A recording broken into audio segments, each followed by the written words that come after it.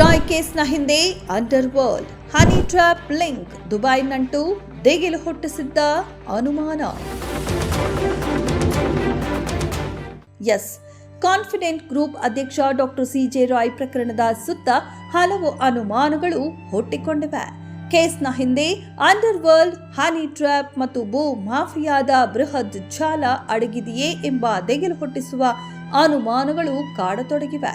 ಕೇವಲ ಐಟಿ ದಾಳಿ ಮಾತ್ರವಲ್ಲದೆ ರಾಯ್ ಅವರನ್ನ ಸಾವಿನ ದವಡೆಗೆ ತಳ್ಳಿದ್ದ ಬೇರೆ ಶಕ್ತಿಗಳ ಬಗ್ಗೆ ವದಂತಿಗಳು ಹರಿದಾಡುತ್ತಿವೆ. ಕೇರಳದ ಭೂ ಮಾಫಿಯಾ ಮತ್ತು ಶತ್ರುಗಳ ಕಾಟ. ಹೌದು, ಯಶಸ್ವಿ ಉದ್ಯಮಿಯಾಗಿದ್ದ ಸಿಜೆ ರಾಯ್ ಅವರು ಕೇರಳದಲ್ಲಿ ತಮ್ಮ ರಿಯಲ್ ಎಸ್ಟೇಟ್ ಸಾಮ್ರಾಜ್ಯವನ್ನ ಭಾರಿ ಪ್ರಮಾಣದಲ್ಲಿ ವಿಸ್ತರಿಸಲು ಮುಂದಾಗಿದ್ದರು. ಪ್ರಸ್ತುತ ಕೇರಳ ಒಂದರಲ್ಲೇ ಸುಮಾರು 15ಕ್ಕೂ ಹೆಚ್ಚು ಬೃಹತ್ ಪ್ರಾಜೆಕ್ಟ್ಗಳು ನಡೆಯುತ್ತಿದ್ದವು. ಈ ಬೆಳವಣಿಗೆಯಿಂದ ಕೇರಳದ ಸ್ಥಳೀಯ ಭೂ ಮಾಫಿಯಾ ಮತ್ತು ಉದ್ಯಮ ರಂಗದ ಶತ್ರುಗಳು ರಾಯ್ ವಿರುದ್ಧ ತಿರುಗಿ ಬಿದ್ದಿದ್ದಾರಾ, ಅವರನ್ನ ಮಟ್ಟ ಹಾಕಲು ಬೆದರಿಕೆ ಕರೆಗಳು ಬರುತ್ತಿದ್ದವಾ ಎಂಬ ಆಯಾಮದಲ್ಲಿ ಪೊಲೀಸರು ತನಿಖೆ ಆರಂಭಿಸಿದ್ದಾರೆ. ಹೈ ಪ್ರೊಫೈಲ್ ಪಾರ್ಟಿ ಮಾಡೆಲ್ಸ್ ಮತ್ತು ಹನಿ ಟ್ರ್ಯಾಪ್ ಸಂಚು. ನಗರದ ಪ್ರತಿಷ್ಠಿತ ಹೋಟೆಲ್ಗಳಲ್ಲಿ ನಡೆಯುತ್ತಿದ್ದ ಹೈ ಪ್ರೊಫೈಲ್ ಪಾರ್ಟಿಗಳಲ್ಲಿ ಸಿಜೆ ರಾಯ್ ಸಕ್ರಿಯವಾಗಿ ಭಾಗವಹಿಸುತ್ತಿದ್ದರು. ಈ ಕಾರ್ಯಕ್ರಮಗಳಲ್ಲಿ ಭಾಗಿಯಾಗುತ್ತಿದ್ದ ಮಾಡೆಲ್ಗಳ ಜೊತೆ ರಾಯ್ ನಂಟು ಬೆಳೆಸಿಕೊಂಡಿದ್ದರು ಎನ್ನಲಾಗಿದೆ.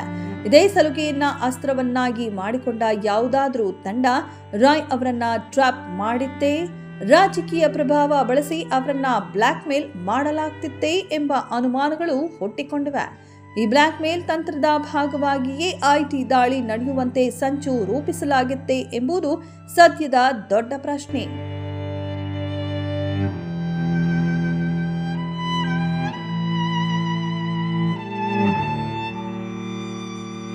ದುಬೈ ನಂಟು ಮತ್ತು ಅಂಡರ್ ವರ್ಲ್ಡ್ ಕನೆಕ್ಷನ್.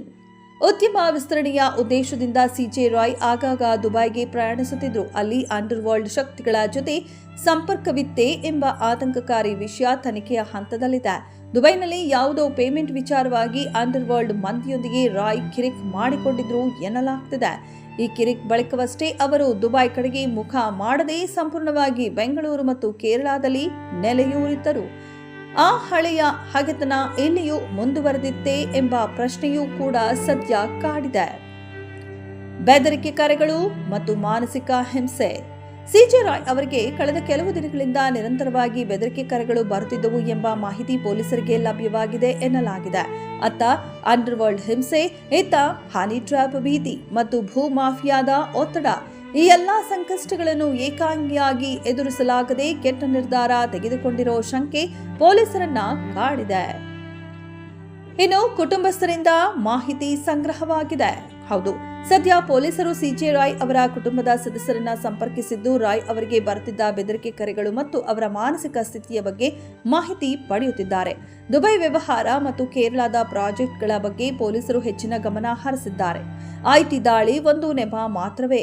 ರಾಯ್ ಸಾವಿನ ಹಿಂದೆ ಅಡಗಿರುವ ಆ ಅಗೋಚರ ಹಸ್ತ ಯಾರದ್ದು ಎಂಬುದು ಸದ್ಯ ಇಡೀ ರಾಜ್ಯ ಮತ್ತು ಕೇರಳದ ಉದ್ಯಮ ವಲಯದಲ್ಲಿ ಚರ್ಚೆಯಾಗುತ್ತಿರುವ ವಿಷಯವಾಗಿದೆ. ಇದೆಷ್ಟು ಈ ಹೊತ್ತಿನ ಸುದ್ದಿ. ಮತ್ತಷ್ಟು ಸುದ್ದಿಗಳಿಗಾಗಿ ನೋಡ್ತಾ ಇರಿ ಸಿರಿ ಟಿವಿ.